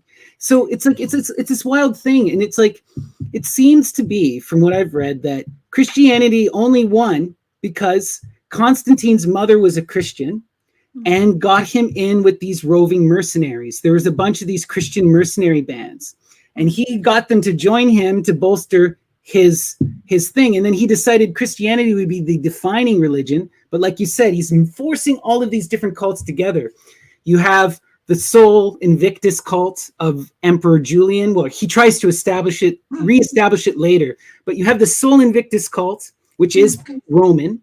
Then you have the, which is all around Helios. Then you have the mother goddess cult, which is Phrygian originally, that comes in with Heliogabalus. Well, comes in before Heliogabalus, but Heliogabalus tries to make that mother cult the central cult. And then you have Mithraism, which is running rampant, especially among these mercenary bands, and Christianity among the mercenaries. And all of these together, combined with philosophy, Platonic philosophy, really creates the Bible. It's really not like, it's so wild because when you read the early Christians, they're nothing like what the Bible is. Exactly. But the reason why I bring up the conflation is, why mistranslate the Bible so badly? We know King James had political, like, we're not even talking about the King James version. Don't even go there. No. That's different. But the Septuagint is its own bag of freaking. I know, and I've got I don't. It's in storage at the moment, but I've got Septuagint just in the next room. But even still, why is it so badly translated? What? Because you can see that it's got to be deliberate mistranslation to force it into this pure narrative. So what are they trying to achieve? I mean, obviously these were written, people were practicing these things, they were being successful, these religions were spreading. So why mistranslate these documents to force it into being something it's not? I think what it is it's about creating elitisms. Number one, you have for whatever reason, a bunch of the elites in Rome, even though they are, I believe, utilizing the mystery cults largely for political control, they clearly believe in them too. And they maintain them at least for most of Rome's history, especially within Byzantium.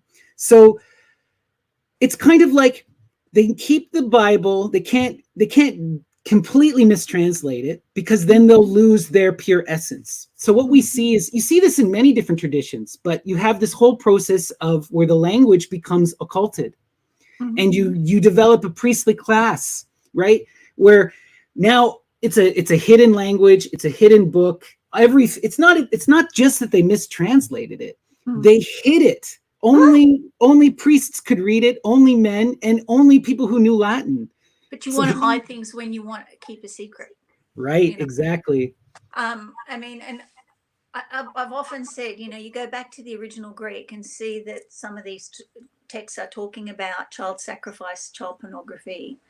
You can understand why these priests that can read Greek get all hot under the collar and grab a little boy somewhere, because they're reading it, they've come out of this elitism and they're feeding their mind on that pornography that's in that book. Right? And of course it's going to result in this, by their fruits you will know them, so some people it's not that hidden that nobody can see it. But no, you're right. Did, but they just kept it a secret because, hey, it's like propaganda, in political propaganda we all get, they try and make it look the best possible to get the people voting behind them. And that's all I can see is they're trying to, as we say in Australia, they're trying to polish a turd. Yeah. 100%. 100%. It's, you're absolutely right. They're trying to make it into something different than what it is, because this is what everyone's reading. So they have to deal with what's there, so they purposely twist it and manipulate it in order to maintain their power. And I think a lot of this too comes out of this Magi tradition, this patriarchal Magi tradition, because you see these will-based magicians who are all about trying to establish patriarchal authority in kingdoms. And then you see this kind of amalgamate in the character of Constantine, right? And you see earlier iterations of this, like Alexander the Great and the library at Alexandria. They were trying to do the same thing. He wanted to create a pan-Hellenism. There's a reason why Rome is Hellenistic, and it's because of Alexander. Absolutely. And that whole idea of trying to create a universal religion to control people, Yeah. And you mentioned before about the in the Greek magical papyri. The other god that's invoked, I'd say second to him the most, is Set Typhon, right? Hmm. And they actually get conflated in the book itself.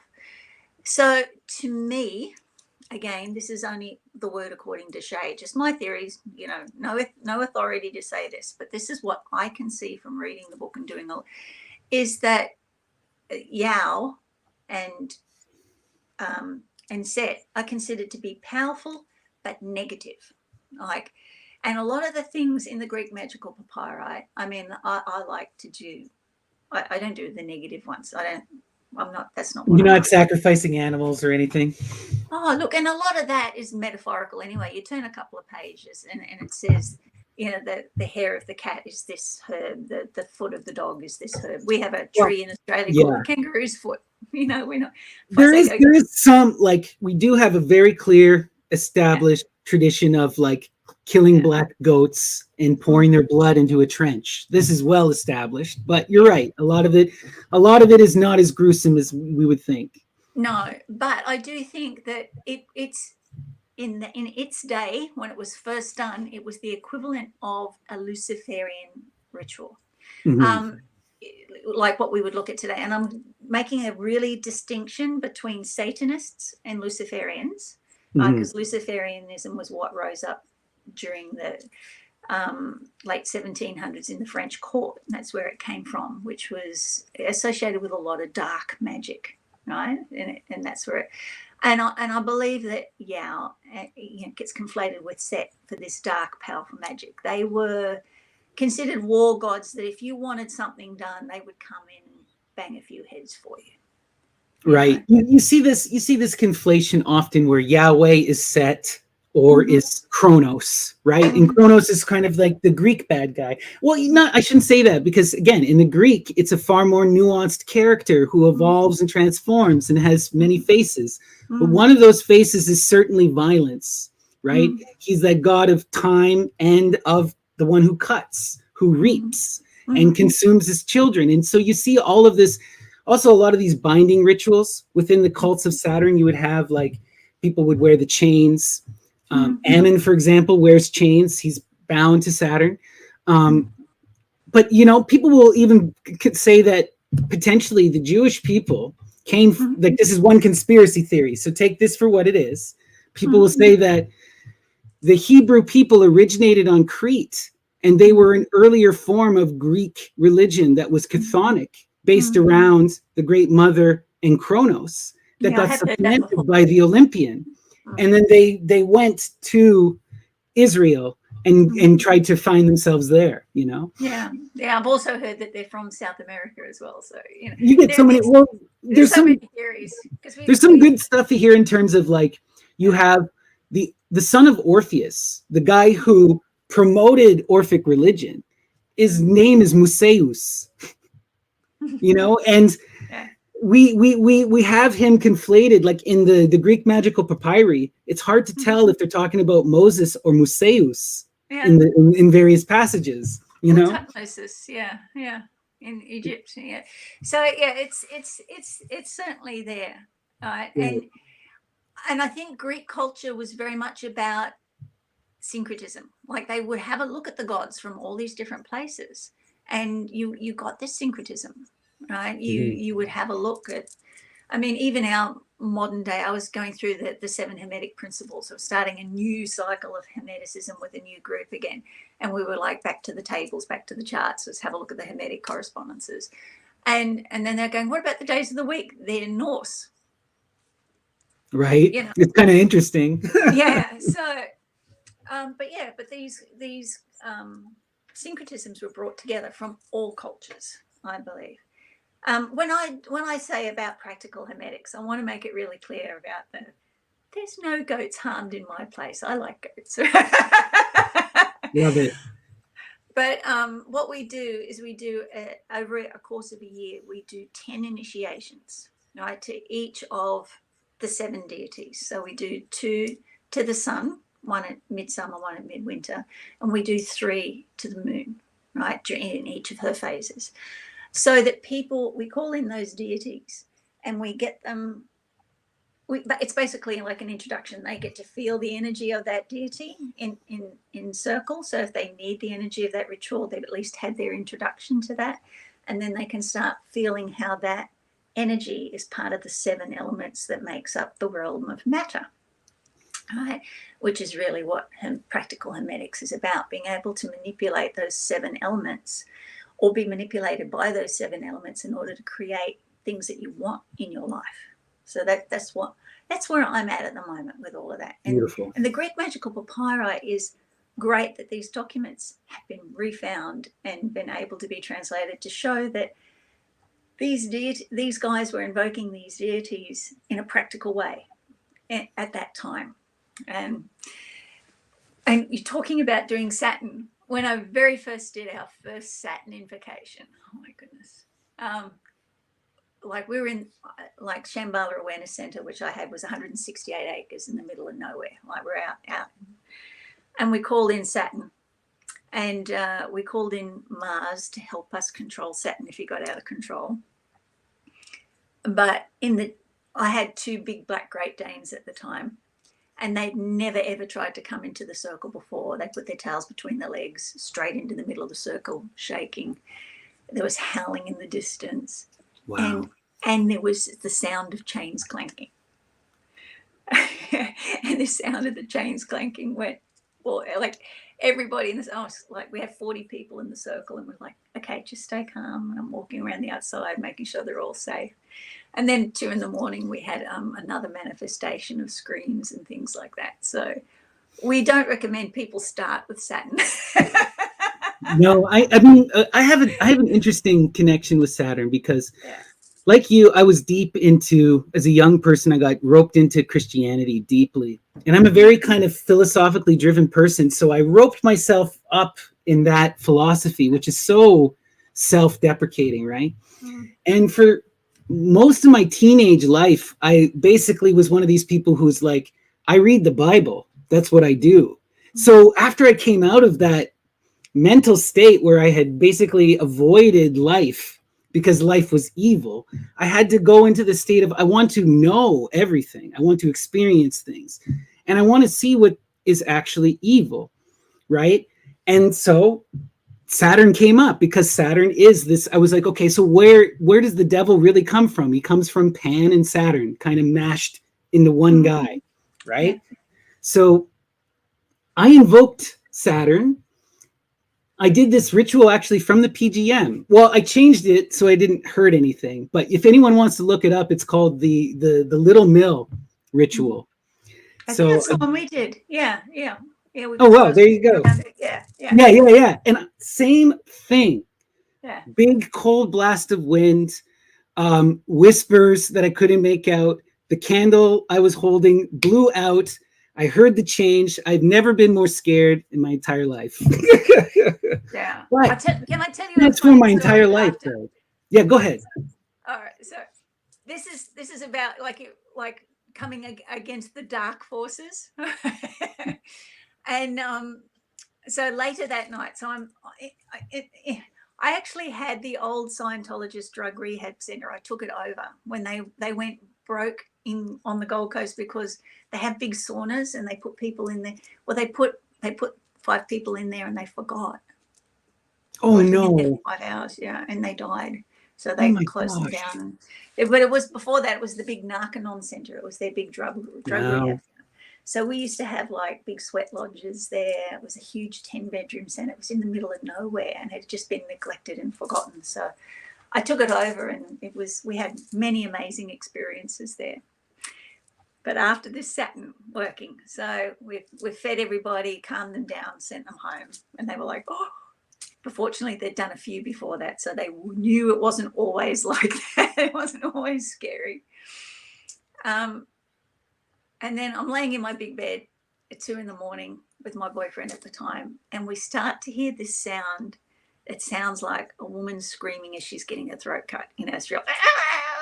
Oh my gosh! Like so loud. And my boyfriend, who at the time, not who I'm married to now, he was like 6'6" and a bodybuilder, shit himself. He was like, what are we going to do? What are we going to do? So I was like, right, went into Tibetan shaman mode, grabbed my purr bar, went, I'm going to have to go out and deal with this spirit. Jumped out the bedroom window naked. Oh my gosh. Ran around I just wanted to get there straight away. I just didn't want to. So it's just as it was starting to become daylight. So I stood in the circle and I went, okay, so you like to scare people. You obviously like to scare people. You're not here to hurt us, so you would have hurt us already. So you want to scare me? Come forward and scare me. Come out of the bushes now. Confront me. If this is what you want to do, I'm going to let you try and scare me. After that, I'm going to send you away. All right, so I'm standing in the circle, got my full shaman energy on, and the bushes start to move, and there's a rustle in the bushes, and the sound's getting louder. Okay, I'm not going to get scared. I'm not going to get scared. And this duck comes out of the bush, making this sound that I've never heard a duck make before.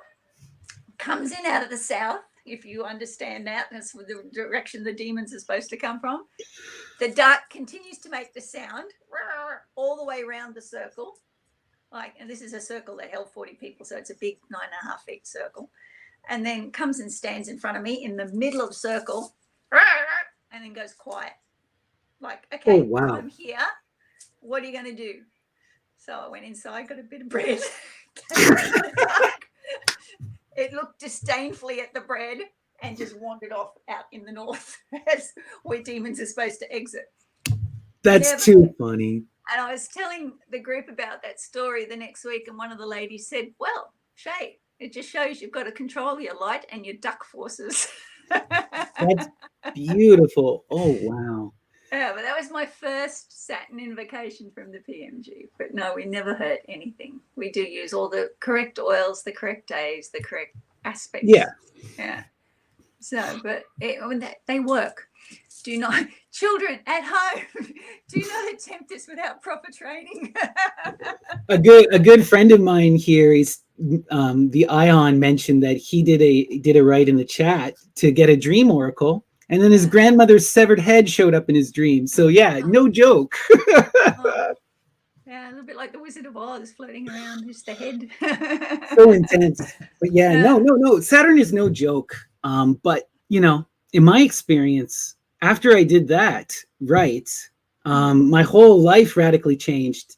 I wound up meeting Ammon almost a couple weeks later. I saw a video with him, and he was wearing the chains of Saturn, and he has Medea tattooed on his head, and I flipped the hell out because I was like, what is this? And I also had a dream where someone with the chains and with the tattoo on their head was over my body staring at me. So I have no idea. Astral projecting. What is she doing? Freaked me right out. But that's the whole reason why I'm involved in any of this is because of Saturn. So well, I found you first, right? Yeah. Because I'm drawing down the stars. Because very much with the Hermetics, we wait for the right aspect. So Saturn has to be prominent in the sky when we're doing it. Of course. So, and the circle we had was surrounded by trees, so it had to be right over top. And we would literally draw this energy down from the planet that was above us at that time. And from you, I first saw Ammon, and I actually, strong energy, so I sort of backed up a bit. And then I heard Neil talking about him, and Neil did an interview with him. And then it was just like, this is actually, I've underestimated this person. I love intelligence. And he is an incredibly intelligent. Even when he's doing his theatre, I know exactly why he's doing his theatre and how he's doing it. And then, I understand it. He is an incredibly intelligent man. Mm-hmm. A lot of people, they misjudge or they don't understand what Ammon is doing. Mm-hmm. Ammon is, he's doing an initiation rite.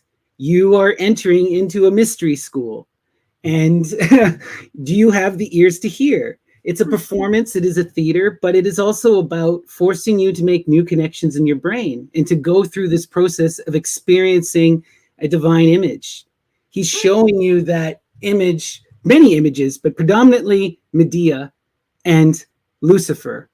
But Lucifer is a very complicated image. You know, Oh Dionysus, God, yeah. Apollo, Helios, all in But there. his theatre is also flipping.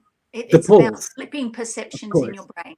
Yeah, of like course. the whole "Hail Satan" thing. What he's really saying is, "Hey, the Christians are Satanists, aren't they?" And Exactly. yeah, and I know I have spoken to a few people that just don't get that.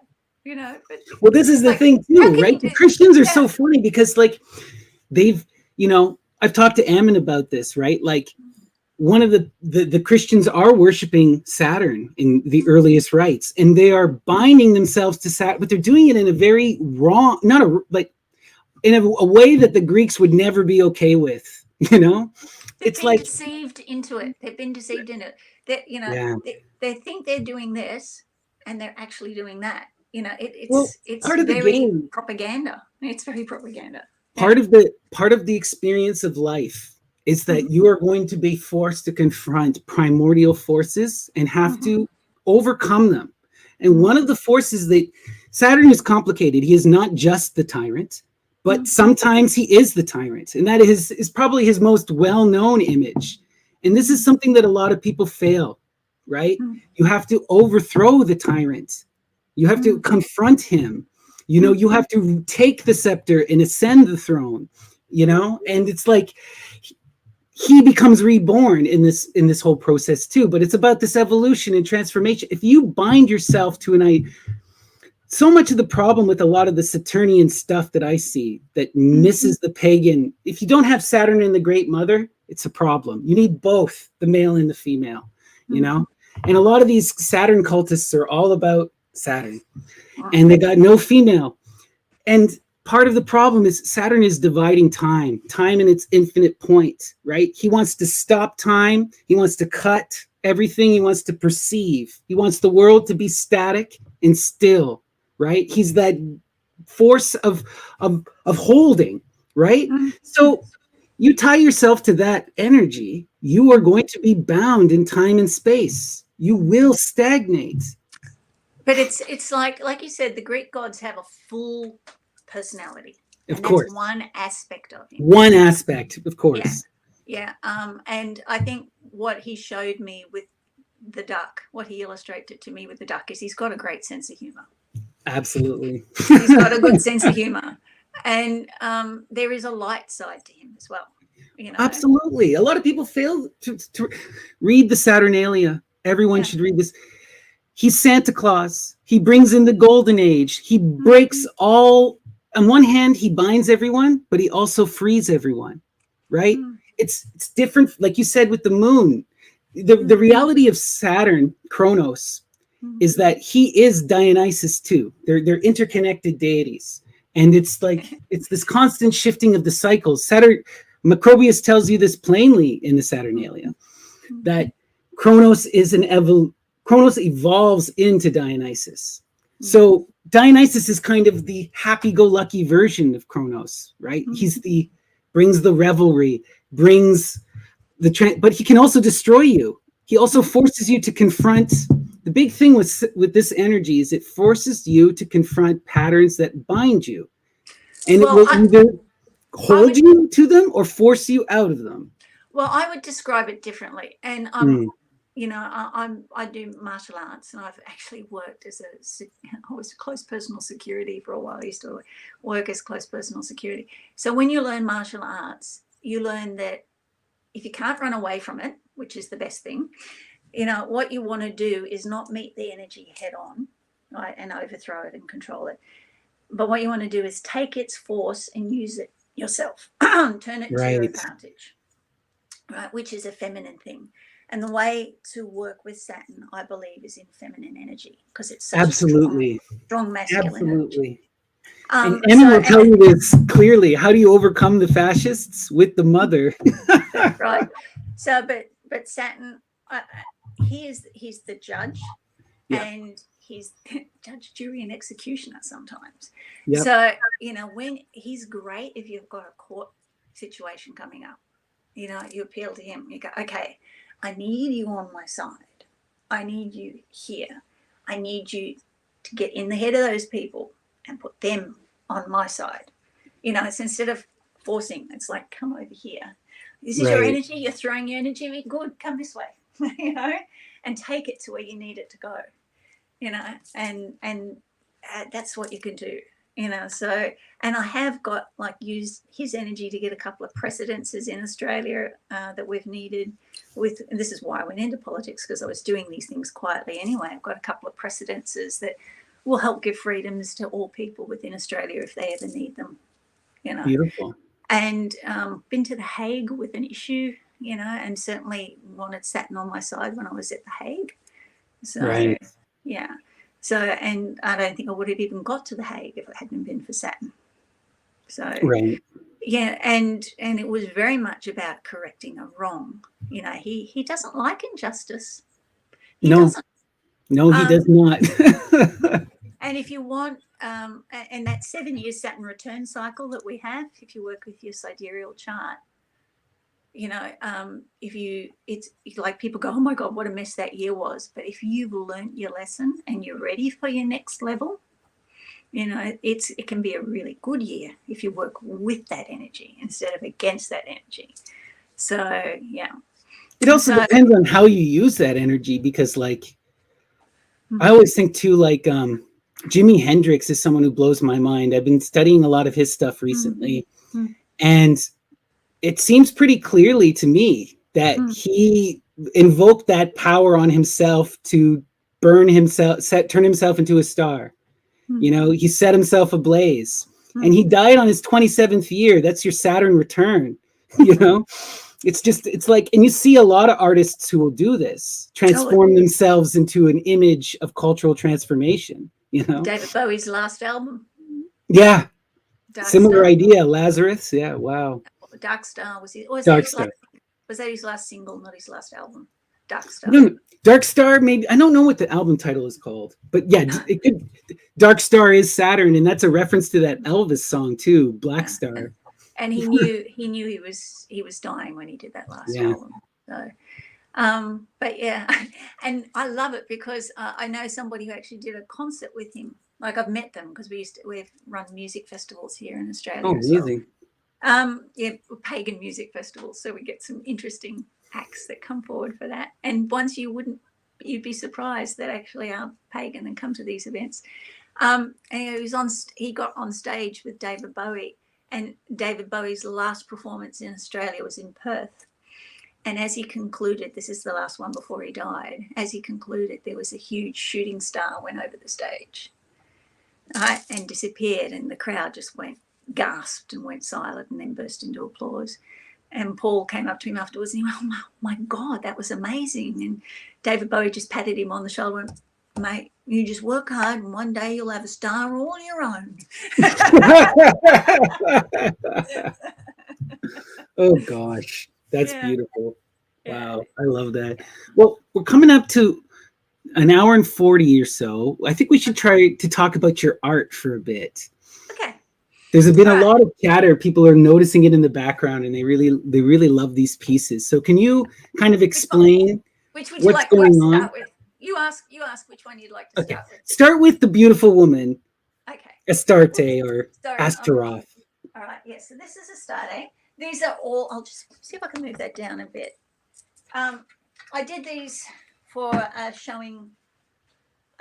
We got them completed for a showing last year, which was a showing of a pagan collective of artwork. But these are all based on the Goetia. So each one of these are goetic beings. And again, I don't believe that the Goetia is demonic. Mm-hmm. You know, if you go into the Greek and have a look at the word daimonize. Daimon or daimones, yeah. Daimones, yeah. It's actually a word that means good God or good spirit, right? It doesn't mean that it's evil. And again, these all have their own personalities. But she's definitely the queen, the mother, right? She's about success. She's the one that I relate to the most, and I wear her symbol with me most of the time. Beautiful. So, yeah. So she's very much what has been in a lot of the discussions. She's the star. So as leading in as this, talking about a star is very appropriate for her. She's Ashtaroth, Astarte, Astara, all of those goddesses that are the queen, the morning star. Yeah, the queen of starry heaven. So also Aphrodite, even. Yeah, of course. All of those aspects all conflate with her. So, but she's very much, she's very sexy, but she's very powerful. So, of course. Yeah, and she's very alive. When I painted this painting, it was the first one I've ever done in acrylics. I'm very much an oil painter, and I had this idea. I'd put off doing the painting of her for so long because I just wanted it to be so special, and I didn't think I was capable of doing it special enough. And then I really wanted to do it for this, and I'd left it to the 2 months before we had to be in the exhibition. So I painted it in acrylics because I knew they would dry fast. And I was talking to my husband, and I had a blank canvas, and you sketch as you paint. Usually with oils, you can sketch and it doesn't make any difference because they don't dry for months and months, oils. So I was sketching her on there as I was talking to my husband about the ideas that I had. And in 2 hours, the painting was done. And it was just done so quickly. Usually for me, a painting will take months and months and months to do. But no, she just wanted to be born. She's very much alive. I've had a couple of offers to buy her, and I just can't sell her. She's too alive to me. Wow. Sentimentally attached to my artwork, but she's very alive, and I wouldn't want her to go anywhere unless they absolutely understood how alive she is. Right. Because, yeah, she's a very strong, successful force of nature. Right. She almost belongs in a temple, if not your home, right? I would love her to end up in a temple. I'm actually going to go to the Temple of Witchcraft while I'm in England, and take them some pictures and ask them if they'd like a couple of donations over there. If she wants to go over and live in the Temple of Witchcraft in England, I'm sure she'll let me know. That's beautiful. Wow. Yeah. Amazing. I'll talk to you about this one. Yes, please. He's my favorite. He's probably the very first goetic being I ever invoked, and that's Buna. That's his goetic symbol there. And what is he the deity of? Like, what did he govern? Well, my experience with him is he will go and find things for you and bring them to you. They've all got different aspects.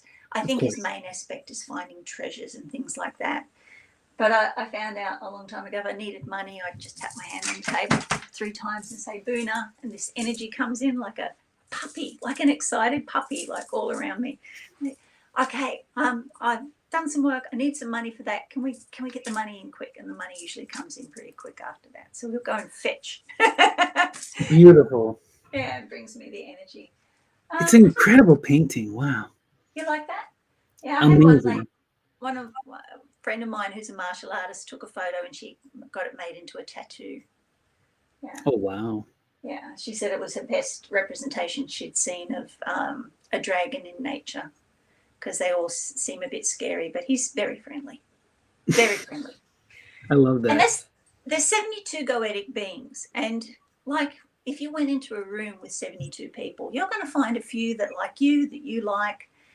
Not everybody's going to want to work with you, and it's the same with the goetic beings, so. Of course. Yeah. And my daughter-in-law, who is very straight, fell in love. I did a picture of Proteus, the old man of the sea, who is an island off Egypt, and very connected with a lot of the things that we've been discussing here. Like Medea and Wild, yeah. Yeah, so he's an intelligent sea creature that was supposed to educate man. He's about education, learning, all those sorts of things. She fell in love with him, so he now resides in her house. That's beautiful. Yeah, so it's green. I think we know this one. Amazing. Wow. I'm trying to remember what those beings are called, because you see them all over the place in a lot of the Babylonian art. It's like a Lamastu, I think, or. Yeah, well, the Lamashtu generally means spirit. Okay. Yeah. So, and Lamashtu these days has got a negative. Oh, I've got the corner still on. Yeah, she's got a negative connotation to her. Lamashtu. A lot of people think of her as like a vampire spirit. Right. But she's actually, again, that just very powerful, demonized Medusa. Feminine. Type. Yeah. Mm-hmm. But these are the guardians. They've guarded the Ishtar gate. Right? Right. They were the Now, lions on either side. yeah, yeah, Beautiful. yeah. But that's Myrax. So he's very much a Myra. guardian and protector. Right? And you can see that there. Beautiful. And this one, I'll turn this around, see if you can see him. He's my little goetic being. But when you read his description, when you read Ipos's description, he's Mithras. Right? He's a living being that's covered with 4 wings. He has bird's feet and has a serpent wrapped around his body, hidden under the wings. It's Mithras. Hey. But again, this one came alive pretty quickly as I was painting him. Everybody always looks at him and goes, "Oh wow, good feathers." And his face is just very. When you look into that face, there is concern and love, and he is very alive. I really have a desire to demonize the goetic beings, right? To take them back to their deity state, let people see that they are friendly, loving beings that want to help you. They may be powerful. Like she's definitely, like you don't want to upset her. You get the power from her. But by the same token, it's something you can admire, not something to be afraid of. Yeah.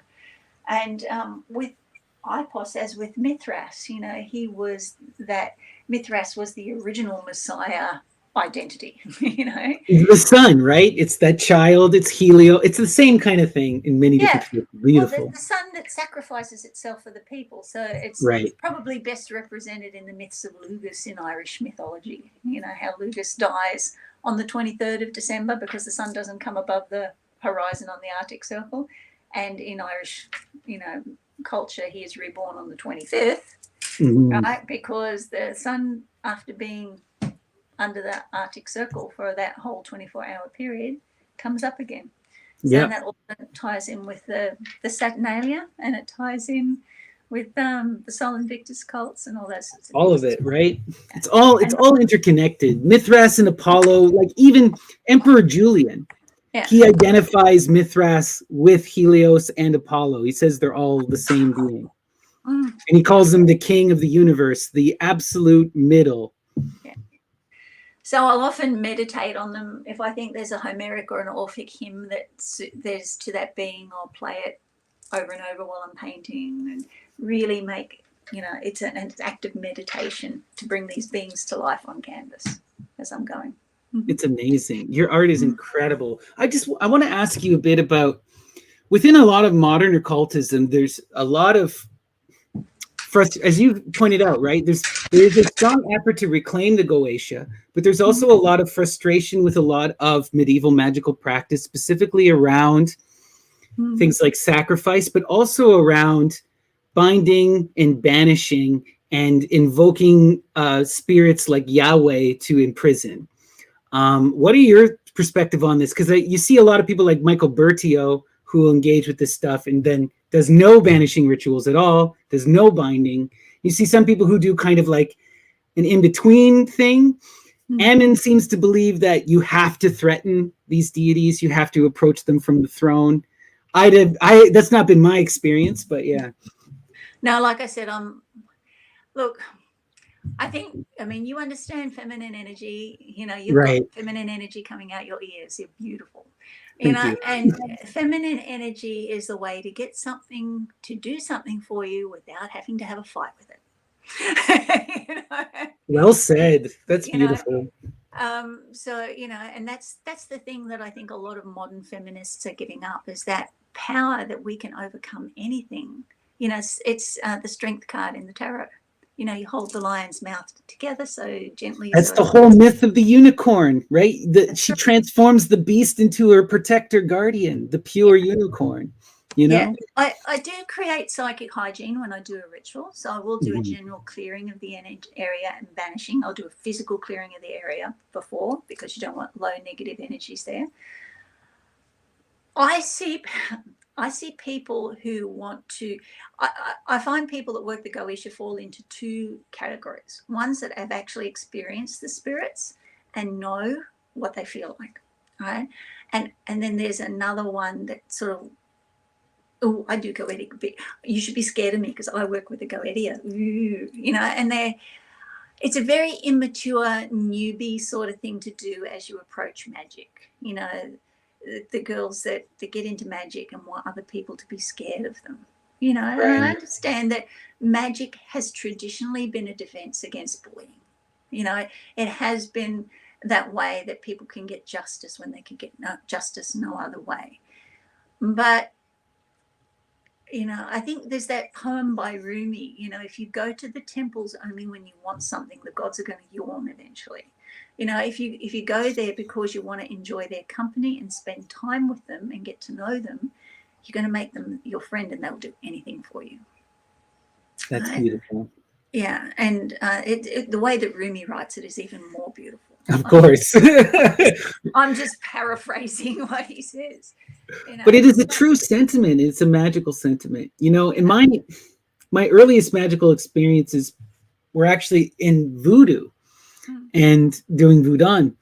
And the whole idea in voodoo is to approach your spirits as if you're your friends, right? You welcome them into your home. You give make them a meal for them. Yeah. you make a meal for them, right? You're giving them good drink, good food, and nice lights and good smells. Everything is about welcoming them into your life, having a conversation, and then you wish them well. You send them back home. But it's like they're coming for a party, you know? Yeah. Lots of cane spirit, all dressed in white, usually. Yeah. Exactly. Yeah. And good drumming. Yeah. You know, but I feel like so much of that, I really love that approach to engaging with the spirits. I've avoided a lot of, I may rethink this now because I've avoided a lot of the Christian magic like Goetia because I read, I'm going to bind you in the name of Yahweh. And I'm like, well, this is the last thing I would ever want to do. Well, I rewrote the Goetia. I put it in what I call demotic English. Oh, amazing.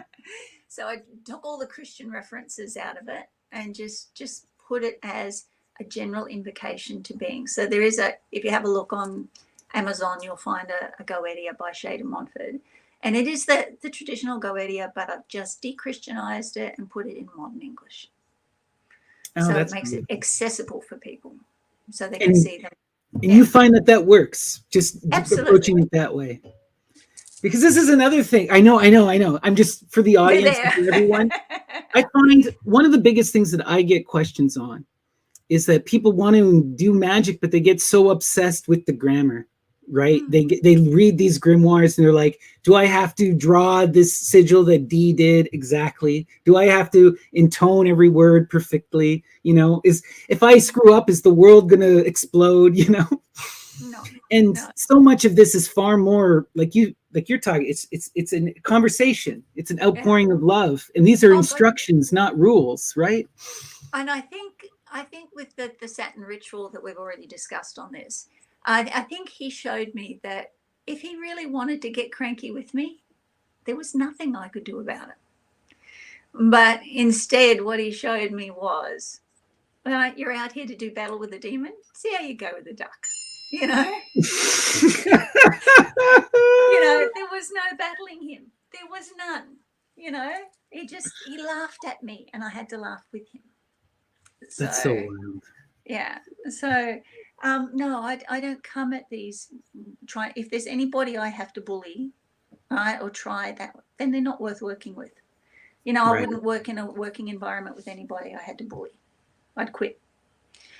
So, and if I got bullied by anybody, I would quit. I feel love. I feel concern from these beings. Sometimes I get disinterest and apathy. Then you don't work with them. Right. Yeah. And if it comes to the point where you're trying to bully something that's disinterested in you, what's the point? You know, you're better off trying to engage them.